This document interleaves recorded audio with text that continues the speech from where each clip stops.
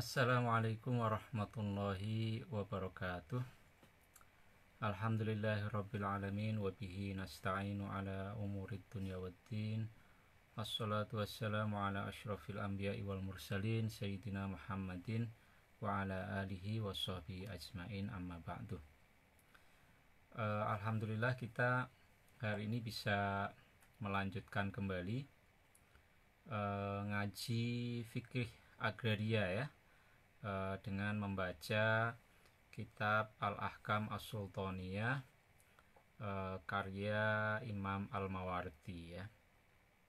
Kita sudah sampai kepada bab 16 ya, bab yang menjelaskan mengenai al-hima, yaitu ladang penggembalaan, dan juga bab ini membahas tentang tanah-tanah yang dimiliki bersama atau public space ya. Nanti kita akan juga sampai membahas mengenai public space. Nah, jadi kalau di bab 15 ini membicarakan mengenai ihya'ul mawat ya, menghidupkan lahan tidur, lahan menganggur yang konsekuensinya pada hak milik individu. Maka bab 16 ini lebih banyak membahas mengenai jenis-jenis kepemilikan yang sifatnya bersama ya, dan ini diawali dengan membahas mengenai lahan yang ditetapkan, dialokasikan untuk penggembalaan bersama. Kemarin kita sudah mendiskusikan berbagai pengaturan ya terkait dengan al-hima ini ya. Nah, kita akan melanjutkan masih tentang al-hima ini, dan mungkin besok kita baru mulai masuk ke pembahasan mengenai lahan bersama atau public space ya. Sebelum kita mulai, marilah sama-sama kita membaca surah Al-Fatihah untuk junjungan kita Nabi Muhammad SAW, dan juga untuk pengarang kitab ini ya, kepada Imam Al-Mawardi. Ala hadiniyah wa ala kulli niyatin sholihah wa ila hadratin Nabil Mustafa Muhammadin sallallahu alaihi wasallam wa ila ruhi musannifi hadzal kitab Asy-Syaikh Imam Mawardi rahimahullah ta'ala wa nafa'ana bihi wa bi ulumihi fid dharain amin. Al-Fatihah. Bismillahirrahmanirrahim. Alhamdulillahirabbil alamin. Ar-Rahmanir-Rahim. Maliki yaumiddin. Iyyaka na'budu wa iyyaka nasta'in. Ihdinas siratal mustaqim. Siratal ladzina an'amta 'alaihim ghairil maghdubi 'alaihim waladdallin. Amin. Kita akan membaca hari ini pada halaman 277 mulai paragraf terakhir ya, beberapa baris sebelum paragraf terakhir.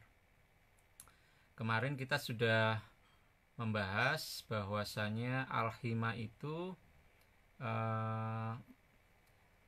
dari sisi penerima manfaatnya itu bisa beberapa kemungkinan. Bisa saja penerima manfaat ya dari al-hima itu adalah siapapun tanpa ada batas ya. Jadi siapapun yang punya hewan ternak bisa menggembala di hima itu ya. Apakah dia kaya, apakah miskin, ternaknya sedikit atau banyak, apakah muslim atau dhimmi, dia boleh menggembala di situ. Kemungkinan yang kedua adalah hima itu dikhususkan untuk orang muslim saja ya, sementara yang non muslim tidak boleh di situ ya.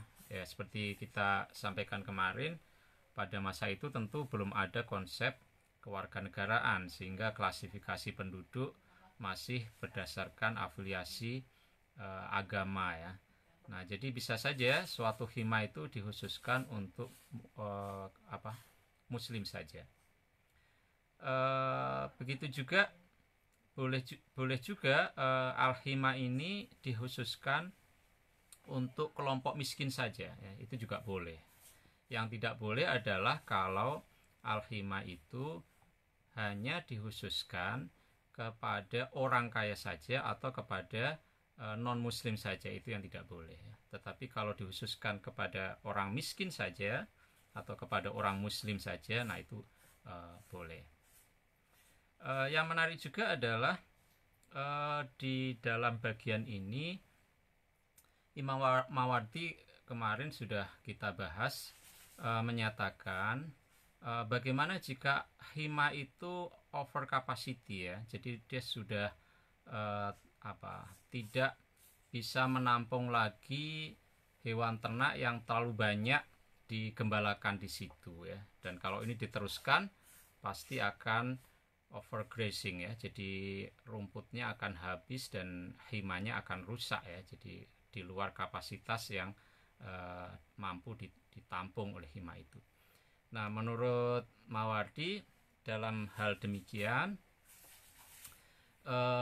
maka pertimbangan mengenai daya tampung hima itu harus lebih diutamakan, sehingga populasi ternaknya itu harus dikurangi supaya himanya tidak rusak ya.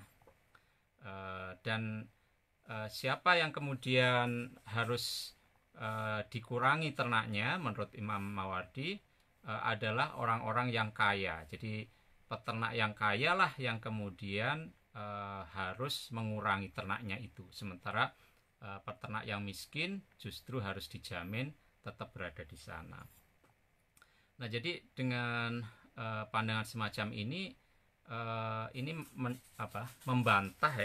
membantah pandangan Hardins mengenai tragedy of the commons, bahwa kalau suatu sumber daya itu dimiliki bersama, tidak ada hak milik pribadi di situ, maka itu pasti akan menimbulkan tragedi ya. Tragedinya karena semua orang karena merasa itu sumber daya bersama, semua orang akan mengambil lebih dari yang dia butuhkan ya, dan dia berpikir kalau dia ngambil sedikit saja di atas kebutuhannya maka tidak akan merusak yang lain, tetapi kemudian semua orang berpikir begitu sehingga akhirnya menjadi rusak sumber daya bersama itu. Tetapi di sini dibuktikan bahwa ternyata ada norma, ada institusi ya, ada pranata yang mengatur itu sehingga bisa dipastikan bahwa al-hima itu tidak rusak. Itu satu hal yang menarik sebetulnya ya. Lalu kemudian yang menarik juga dari diskusi pada bagian ini adalah bahwa kelompok miskin itu selalu mendapatkan keistimewaan ya, sementara orang yang kaya ketika kemudian sumber dayanya tidak mampu menampung, justru mereka yang kemudian diminta untuk mengurangi ternaknya ya. Jadi ini ada semacam limits to the growth ya, dengan pertimbangan ekologis ya.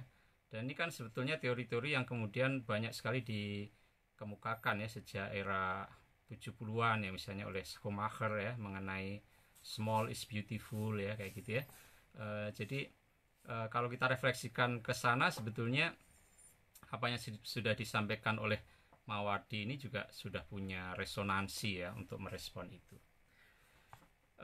Saya akan melanjutkan ya. Nah, kemarin saya ada sedikit kesalahan ya, kesalahan, tetap aja kesalahan meskipun sedikit. Jadi karena saya melanjutkan padahal itu titik, jadi ada pengertian yang ambigu ya. Jadi pada bagian terakhir yang saya baca kemarin kan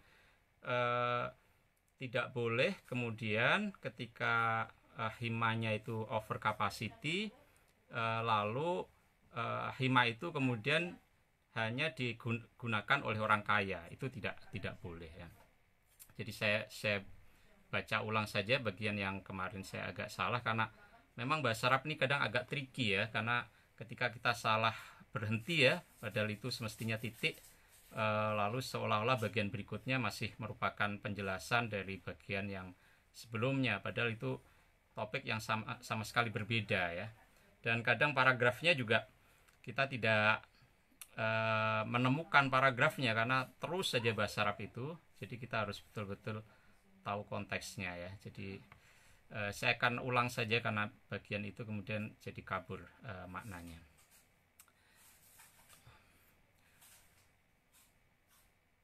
Walau dhoko ya, bismillahirrahmanirrahim. Walau dhoko, dan jika sempit ya, artinya jika sudah tidak mencukupi lagi, sudah over capacity, Al-hima al-amu, hima yang penerima manfaatnya ya, orang yang bisa memanfaatnya itu adalah umum, tidak ada pembatasan ya di dalam hima itu.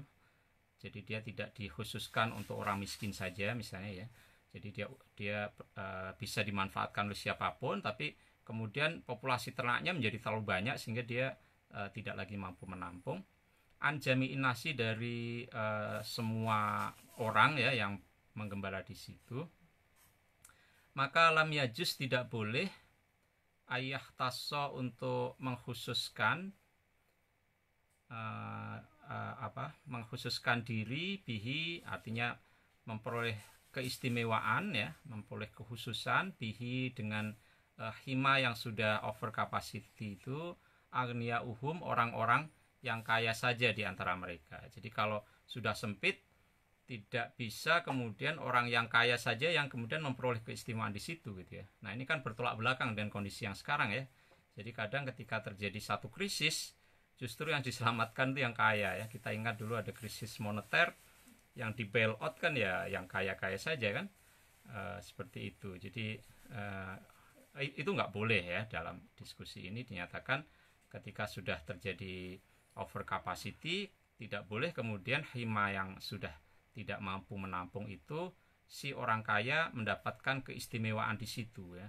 Jadi justru mereka harus mundur dari sana ya. Nah, jadi tidak boleh hal itu. Wa fi jawazi ikhtisasi fuqaraihim, dan adapun dalam hal kebolehan mengistimewakan orang-orang fakir di antara mereka, bihi, pada al-hima itu, wajhani, dua pendapat ya, dua pendapat. Jadi kalau mengistimewakan orang kaya saja tidak boleh, justru mereka diminta untuk mengurangi populasinya. Nah, bagaimana dengan sebaliknya? Bagaimana kalau kemudian hima itu hanya dikhususkan kepada peternak miskin saja karena sudah tidak mampu menampung semuanya. Nah, dalam hal ini ada dua pendapat. Pendapat yang pertama berarti membolehkan, pendapat yang kedua berarti tidak membolehkan. Nah, kalau yang membolehkan berarti supaya populasi ternaknya berkurang, maka ternak orang-orang kaya ini dikeluarin dari situ. Dan kemudian hima itu hanya dimanfaatkan khusus oleh orang miskin, oleh peternak miskin. Tapi bagi yang tidak membolehkan, berarti jumlah ternaknya itu dikurangi, tapi bukan berarti orang yang kaya, peternak kaya, tidak boleh ada di situ gitu ya. Jadi cuman sebagian saja ternak di antara orang kaya itu yang dikeluarkan, tapi mereka masih tetap bisa di sana. Nah, bagian ini sebetulnya sudah selesai di situ ya, titik ya. Sementara bagian berikutnya ini sebetulnya paragraf baru ya, itu topik baru. Nah, kemarin saya melanjutkannya sehingga seolah-olah bagian berikutnya ini merupakan penjelasan dari wajhani ini ya, dua pendapat ini. Padahal itu berhenti di situ. Nah, sekarang kita masuk ke topik baru. Nah, topik baru ini adalah mengenai mengenai satu kasus di mana lokasi yang dulunya al-hima ini kemudian hendak dikonversi menjadi lahan pertanian ya. Jadi dari tata gunanya hendak berubah dari semula padang penggembalaan menjadi lahan pertanian, itu dari sisi tata gunanya. Lalu dari sisi tata kuasanya berubah dari yang semula the commons ya, dimiliki secara bersama-sama, menjadi dimiliki secara pribadi ya, karena kemudian hima tadi dibuka, diproduktifkan, dikonversi menjadi lahan pertanian. Nah, bagaimana jika ada kasus demikian? Nah, ini dibahas oleh Imam Mawardi di sini ya. Wa idza staqara, dan jika telah berlaku hukmun lihima ya, hukum bagi status hima ala ardin, pada satu lokasi tertentu ya.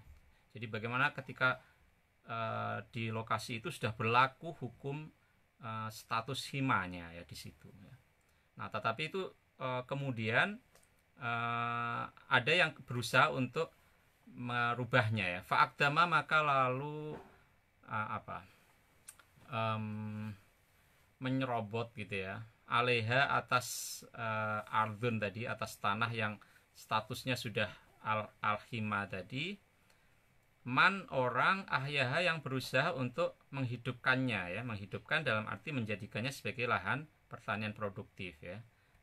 Ini dia ingin melakukan prosedur seperti pada bab 15 ya, melalui Ihyaul Mawat itu ya. Di sana ada 3 syarat untuk kemudian lahan yang semula mawat ya, itu kemudian bisa diproduktifkan dan kemudian punya konsekuensi menjadi hak milik pribadi. Nah, ini ada orang yang ingin melakukan prosedur itu, tetapi di atas lahan yang sebetulnya sudah pernah ditetapkan, sudah istaqorro ya, itu sudah statusnya sudah hima ya. Wanakodo dan merusak ya, hamaha status himanya ardun tadi itu, tanah tadi. Nah, bagaimana jika ada kasus demikian ya? Nah, ini ada tafsil ya, ada satu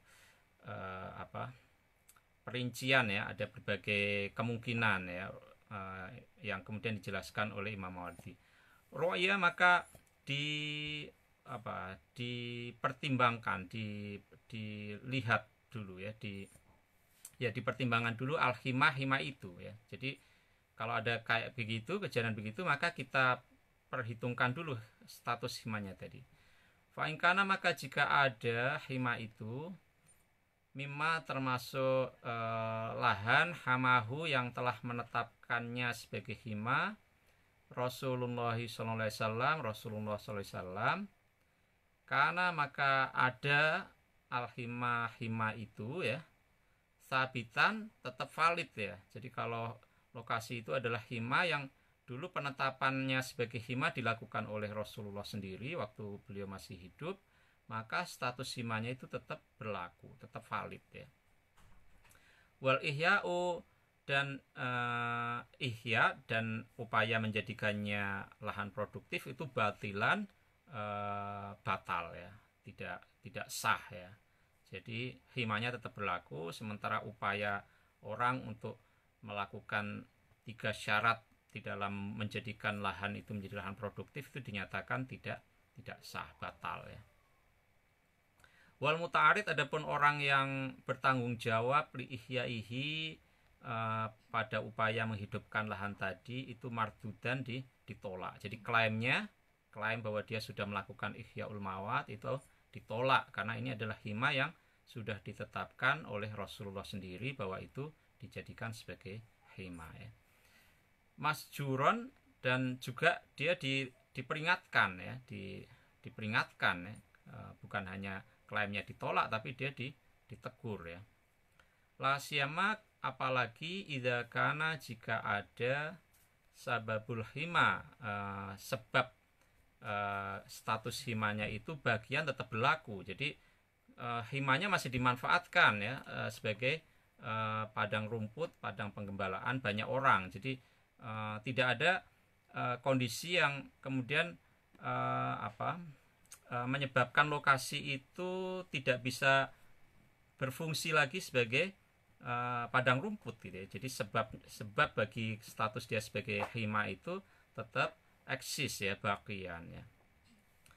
Li'anahu karena sesungguhnya la yajuzu tidak boleh ayu arido untuk menentang hukma Rasulullahi, hukumnya Rasulullah SAW binaqdin, baik dengan merusak status hima yang sudah ditetapkan ya oleh Nabi, wala ibtolin dan juga tidak boleh membatalkannya ya. Jadi kalau hima itu Nabi sendiri yang menetapkan, maka itu tetap berlaku gitu ya. Wa ingkana, nah ini situasi yang berbeda. Wa ingkana dan jika ada hima yang dibuka tadi itu min himal a'immati, termasuk hima yang ditetapkan oleh para pemimpin ba'dahu setelah Nabi ya. Jadi kalau himanya bukan Nabi yang menetapkan tapi para pemimpin setelahnya, misalnya Khulafaur Rasyidin ya atau khalifah yang lain setelah itu lagi, Fafi iqrari ihyaihi, maka di dalam mengakui kegiatan ihyaul mawat tadi itu, apakah ini mau diakui atau tidak, itu qaulani, ada dua pendapat ya. Jadi kalau status himanya Nabi sendiri yang menetapkan, maka itu tidak bisa dibatalkan ya. Itu yang pertama. Tapi kalau itu ditetapkan oleh para pemimpin setelah Nabi, maka ada dua pendapat. Ahaduma, adapun yang pertama, layu koru itu tidak diakui ya. Klaim ihyaul mawatnya tadi itu tidak diakui. Wayajri, dan berlaku alaihi, atas himanya para pemimpin setelah Nabi tadi itu, al-hima, berlaku sebagai hima, kaladhi, sebagaimana hamahu, yang dinyatakan sebagai hima Rasulullahi oleh Rasulullah SAW. Jadi himanya para pemimpin setelah Nabi ini statusnya sama dengan himanya Rasulullah. Kenapa? Li'annahu, karena hima yang ditetapkan oleh para pemimpin setelah Nabi itu hukmun, ketetapan ya, ketetapan hukum, keputusan atau kebijakan gitu ya, kebijakan nafadho, yang telah berjalan ya, telah dijalankan, telah dilaksanakan bihakin, dengan landasan yang benar, dengan cara yang benar. Jadi tidak ada alasan kemudian untuk menganggap hima yang ditetapkan oleh para pemimpin ini tidak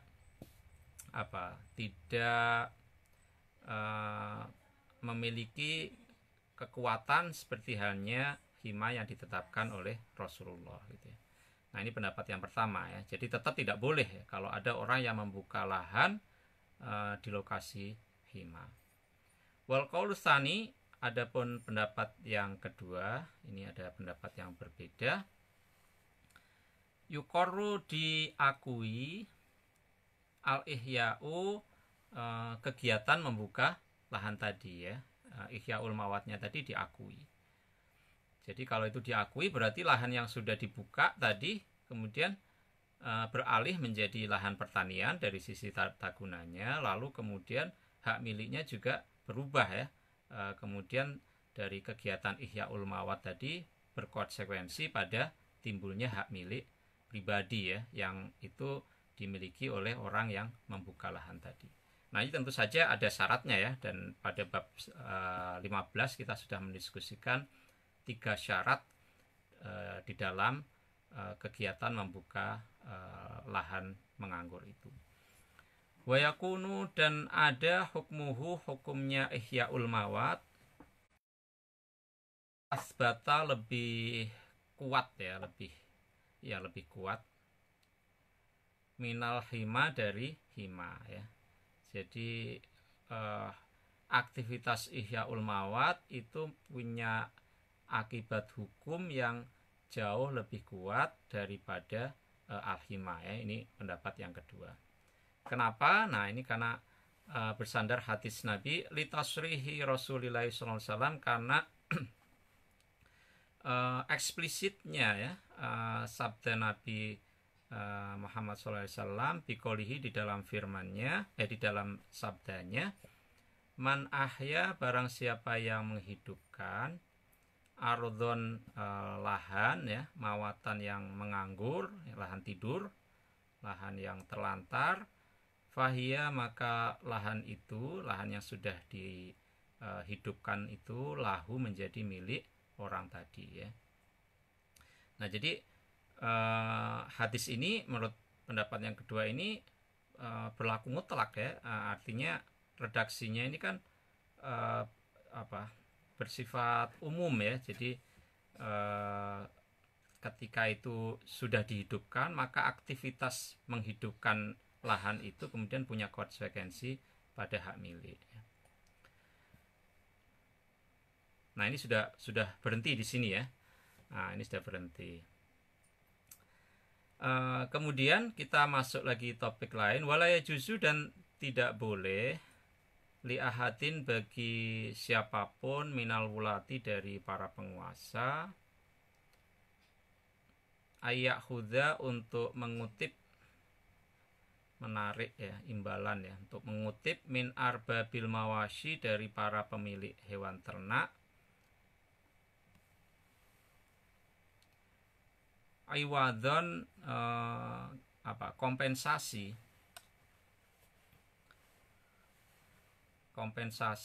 an maroi mawatin, dari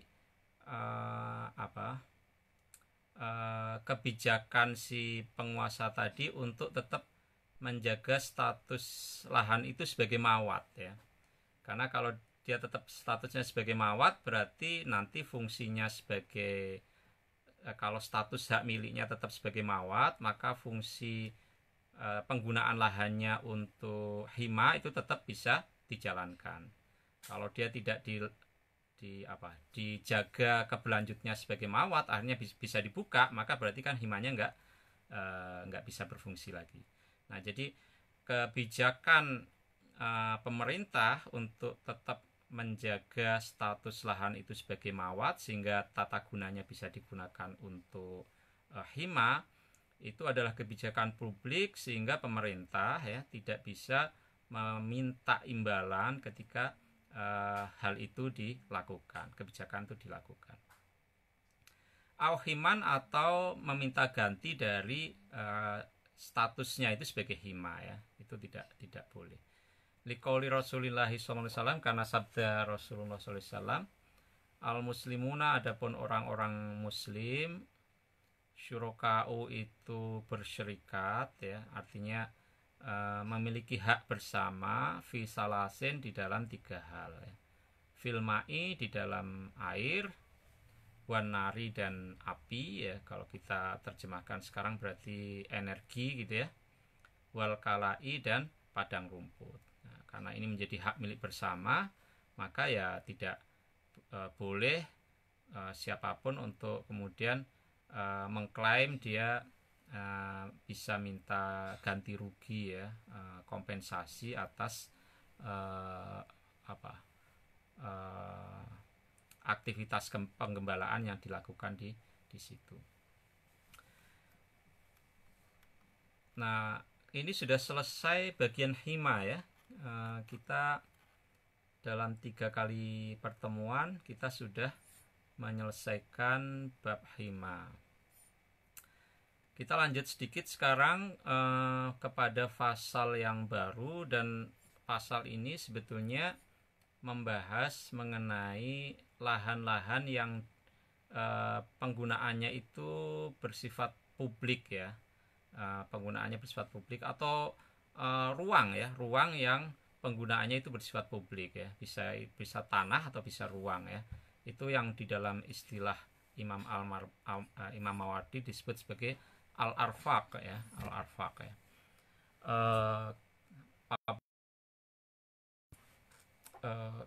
Common land gitu ya, seperti itu. Faslun, inilah satu penggalan tertentu ya, yang merupakan sub dari bab ya, itu namanya fasal. Wa amal arfaku, dan adapun arfak ya, arfak itu tanah bersama atau ruang publik gitu ya. Bahwa adalah arfakun nasi, itu ruang publiknya manusia ya, orang ya, bimaqaidil aswaki, di lingkungan sekitar pasar gitu ya. Wa afniatis syawari'i, dan tepi jalanan ya, pedestrian itu ya, lokasi untuk pejalan kaki gitu ya, itu termasuk arfak ya. Wa harimil amsori, dan harimnya wilayah perkotaan ya, ini sudah kita diskusikan ketika kita membahas bab 15 ya. Jadi harim itu ada lokasi-lokasi yang harus dijaga supaya misalnya lahan pertanian tetap berfungsi ya, atau sungai tidak rusak, itu ada harimnya ya.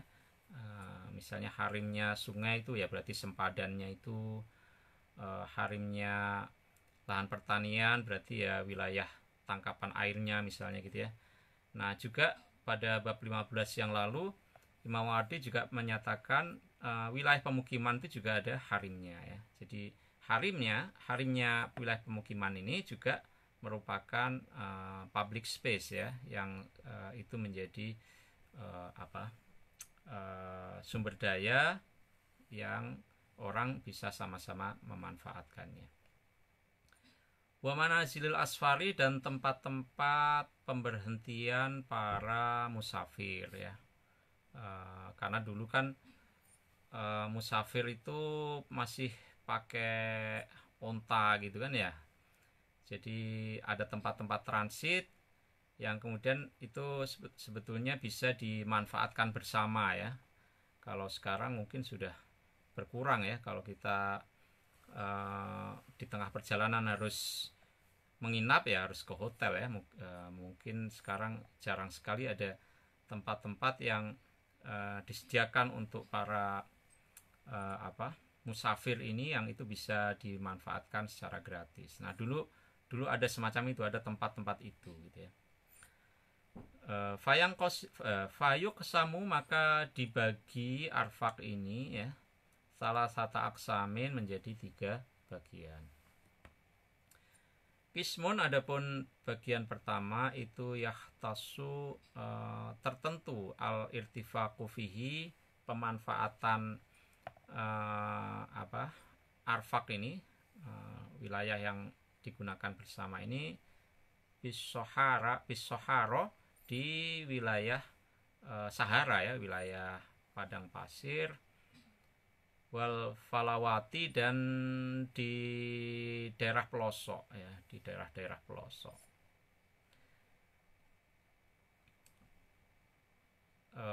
Kenapa ini penting ya, ada tempat-tempat yang bisa dimanfaatkan bersama di Sahara dan di pelosok-pelosok ini kaitannya juga dengan tadi itu, dengan perjalanan para musafir pada waktu itu yang mungkin dia harus singgah di tengah Sahara, di dekat oase ya, dan di daerah-daerah pelosok ketika dia harus berdagang, membawa dagangan dari satu kota ke kota lain. Kan dulu perjalanannya masih pakai onta ya, dengan rombongan karavan itu. Nah, jadi ada tempat-tempat ya di Sahara itu, di mana di situ tersedia air dan segala macam, yang itu memang disediakan untuk para rombongan karavan ini ya. Jadi itu kemudian kenapa ada kategori yang pertama ini ya, yang ya mungkin sekarang fungsinya sudah berubah itu ya. Wakismon, dan bagian yang kedua yahtasu itu tertentu al irtifaku, pemanfaatan fihi di dalamnya, biafniatil amlaki, pada sekitar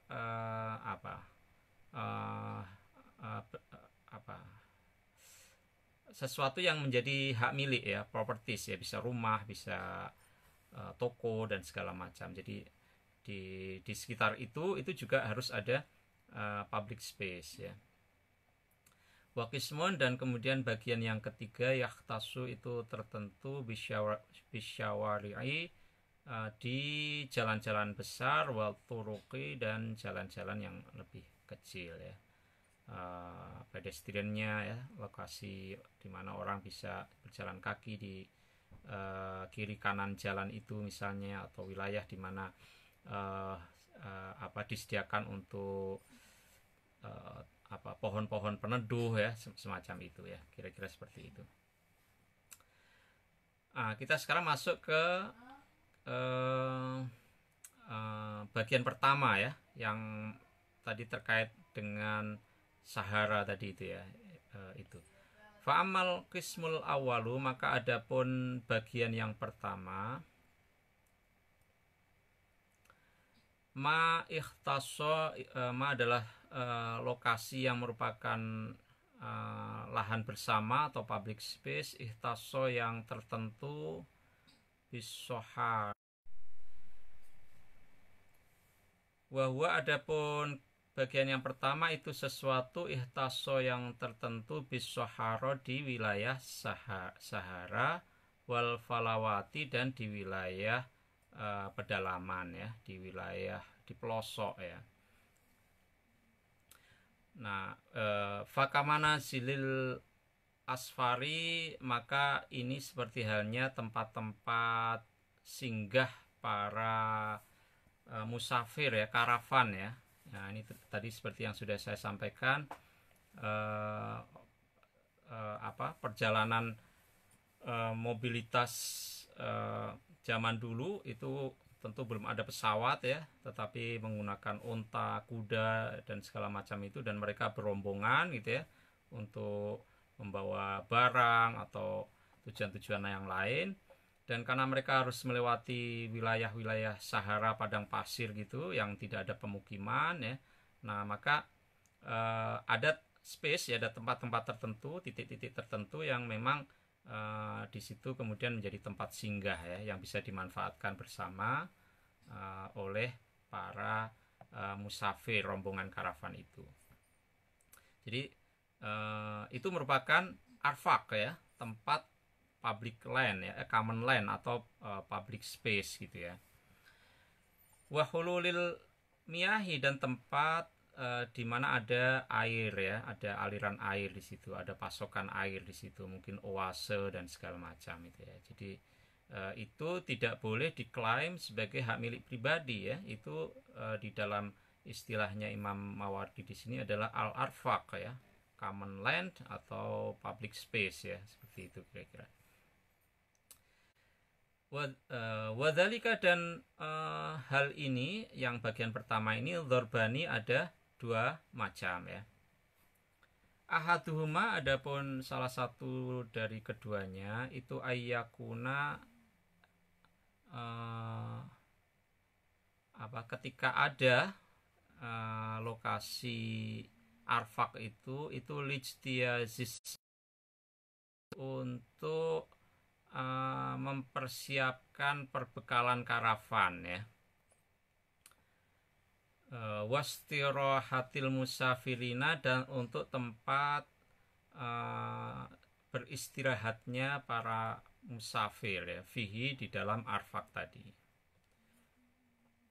Jadi salah satu bentuk dari bagian ini adalah ketika arfak itu merupakan lokasi di mana lokasi itu digunakan untuk mempersiapkan perbekalannya karavan. Dia berhenti untuk misalnya mengambil air ya, untuk perbekalannya dia melanjutkan perjalanan, atau juga dia kemudian istirahat di situ. Fala naldoro, maka tidak perlu tidak ada pertimbangan apapun lisultani, bagi penguasa, fihi, pada lokasi ini, libuktihi, karena jauhnya lokasi ini, indahu, dari sultan. Ini kan di Sahara ya, di Sohara wal Falawat ya, di Sahara dan di wilayah pelosok. Jadi kalau istilah kita sekarang mungkin governance-nya dari lokasi arfak yang semacam ini tidak perlu membutuhkan persetujuan sultan ya, karena memang lokasinya jauh ya, dan tidak ada kebutuhan untuk itu. Wal daruratis sabilati, dan karena urgensinya lokasi karena kepentingan mendesaknya si rombongan karavan itu ilahi, kepada lokasi ini ya. Jadi kalau harus menunggu persetujuan sultan ya untuk bisa mengakses lahan ini ya, mungkin keburu kehausan mungkin ya, apalagi sultannya jauh gitu ya. Nah, lantas apa peran sultan di dalam ini? Peran penguasa, peran pemerintah di dalam kaitannya dengan keberadaan public space ya, atau common land untuk tempat singgah ya para musafir dan karavan ini. Nah, walladzi yahtasu, dan adapun suatu yahtasu yang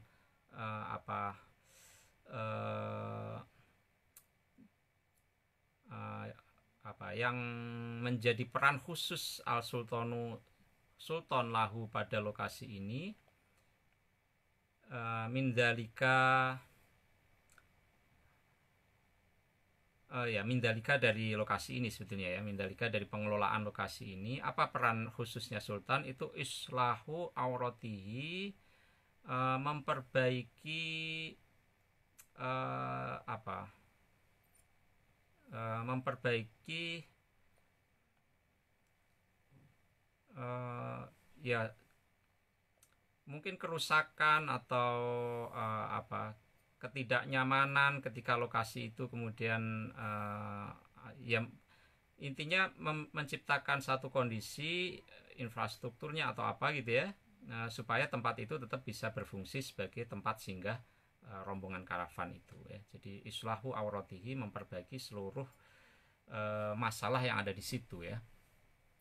Wa hifdzu miyahi, dan menjaga pasokan airnya. Wa takhliyatu bainan nasi wa bainan nuzulihi, dan mengatur keberangkatan dan kedatangan rombongan yang silih berganti ya. Ini misalnya bongkar muatnya ya, itu ya. Wa tahliyatu, dan mengatur proses bertolak bainan nasi di antara manusia wa bainan nuzuli, dan proses kedatangannya lagi yang rombongan yang berikutnya ya. Jadi itu yang diatur sebetulnya. Tetapi kalau izin untuk di situ butuh izin sultan. Wayakunu, dan ada asabiku, rombongan yang datang pertama, karavan yang datang lebih dulu, ilal mangsili, pada tempat al-arfaq ini ya, public space atau common land ini, itu ahaku, lebih berhak, bihululihi, untuk memasuki fihi, di dalam tempat ini, minal masbuki, dari rombongan yang datang belakangan ya. Jadi tentu saja karena tempatnya mungkin tidak bisa menampung semuanya, misalnya dekat oase gitu kan ya, sehingga ya harus bergiliran. Nah, orang yang atau rombongan yang datang lebih dulu, satu rombongan kan bisa puluhan, mungkin bisa lebih dari 100 ya pada waktu itu. Mereka ketika karavan itu berjalan melintasi Sahara kan mereka tidak sendirian, pasti mereka rame-rame ya. Jadi tentu sangat hiruk pikuk sekali, dan itu perlu diatur giliran bongkar muatnya dan segala macam itu. Hatta yartahila, sehingga berangkat rombongan yang pertama anhu, dari tempat tadi. Jadi yang datang lebih dulu lebih berhak dari yang datang belakangan, dan kemudian yang belakangan ini baru dapat hak setelah yang pertama meninggalkan tempat itu. Liqaulin Nabi, karena sabda Nabi Muhammad SAW, Mina, adapun Mina, munahuman, tempat transitnya rombongan, sabako, yang lebih dulu, ilaiha, ke tempat itu, ke Mina itu ya. Jadi tentu Mina ini bukan spesifik lokasinya ya. Nabi waktu itu memang menyebut Mina karena sedang mendeskripsikan atau memberi keputusan mengenai lokasi di Mina, tetapi tentu saja hal ini juga berlaku untuk tempat-tempat singgah para karavan di lokasi yang lain gitu ya. Fa'in warodu, maka jika datang karavan tadi itu ala sawain, bersamaan ya, watanazau, dan lalu mereka berselisih, fihi, di dalam tempat arfak tadi, public space yang bisa dimanfaatkan bersama tadi, nudhiro, maka dipertimbangkan, fit ta'dili, ya dengan adil ya, dengan fair gitu ya, bainahum, di antara mereka, mimma, hal-hal, yuzilu, yang bisa menghilangkan, tanazuahum, perselisihan di antara mereka ya. Diputuskan misalnya mana yang ternyata paling membutuhkan duluan karena sama sekali sudah kehabisan air, misalnya 2 hari sebelum nyampe lokasi itu, sehingga sudah sangat kehausan ya. Jadi meskipun datanya bersamaan, lalu rombongan ini mesti didahulukan misalnya ya. Jadi semacam itu. Wakadzalika, dan demikian juga al-badiyatu, suku nomad ya, suku yang berpindah-pindah. Ini biasanya suku-suku penggembala ya, mereka bukanlah suku-suku yang bercocok tanam, jadi mereka tidak terikat pada lokasi tertentu, tetapi mereka adalah suku-suku penggembala yang mereka berpindah-pindah lokasi tergantung kepada mana hima yang sedang banyak rumputnya gitu ya. Jadi mereka pindah dari satu lembah ke lembah lain misalnya gitu ya. Idzan taja'u, jika mereka menempati ardon, satu lokasi, tolaban karena mencari, lil kalai, padang rumput, wartifakon, dan memberi makan, bil mar'a, pada hewan ternaknya, wantiqolan, dan berpindah-pindah ya, nomad ya, berpindah-pindah, min ardin, dari satu lokasi, ila ukhra, ke lokasi yang lain. Kanu, maka ada suku nomad ini, fima nazaluhu, dalam hal mereka datang di satu tempat, wartahalu, dan kemudian berangkat pindah ke tempat lain, anhu, dari tempat yang semula, kasabilati, itu sebagaimana halnya karavan tadi ya. Jadi karavan kan datang pergi gitu ya. Jadi sama juga orang Badui ini, mereka juga datang pergi, hanya saja tujuannya bukan dalam rangka mereka bepergian lain, tetapi tujuannya adalah mencari lahan-lahan yang cocok untuk memberi makan ternak mereka ya, lahan-lahan yang banyak ditumbuhi oleh rumput. La'tirodha, tidak boleh ada halangan, alaihim, atas kaum Badui ini atau suku nomad ini, fi tanakulihim, di dalam perpindahan mereka dari satu lokasi ke lokasi yang lain, waraihim, dan di dalam penggembalaan. Jadi dalam hal ini sama dengan izin penguasa gitu ya, untuk dia memanfaatkan arfak ya, di tempat singgah ya, di dekat oase atau di tempat suplai air ya, meskipun dia bukan oase tapi ada satu lokasi di mana orang menyediakan air untuk bekal perjalanan. Nah, itu tidak butuh izin sultan ya, itu merupakan kategori al-arfak tadi ya, public space atau common land tadi, sehingga orang bisa memanfaatkannya. Nah, sama juga halnya dengan suku-suku yang nomad ini ya, mereka juga berpindah-pindah, dan dalam hal perpindahan ini mereka tidak perlu minta izin penguasa ya. Nah, ini tentu mungkin situasinya akan berbeda ya, ketika suku-suku nomad ini tiba pada satu hima yang ternyata sudah over capacity tadi ya. Nah, dalam kondisi seperti itu pasti harus butuh izin, butuh pengaturan dari pengelola hima itu ya. Dan pada pertemuan pertama ketika mulai membahas bab 16 ini kan sudah disampaikan juga bahwa sejak masa Abu Bakar, al-hima ini kemudian ada petugas khusus ya yang ditugaskan untuk bertanggung jawab di dalam mengelola al-hima itu. Demikian ya untuk hari ini, kita sudah membahas bagian pertama dari al-arfak ya, karena al-arfak ini ada 3 macam. Kita sudah membahas arfak yang pertama, yaitu yang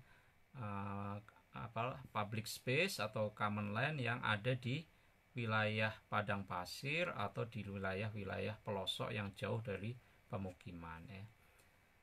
Semoga bermanfaat. Insya Allah kita lanjutkan ya untuk bagian yang kedua dari al-arfak besok, biasanya sore ya, menjelang maghrib itu. Nah, tadi karena cuaca di Bogor tidak memungkinkan, hujan deras, petir ya, dan sinyalnya jelek, jadi kita tunda. Demikian kurang lebihnya mohon maaf. Assalamualaikum warahmatullahi wabarakatuh.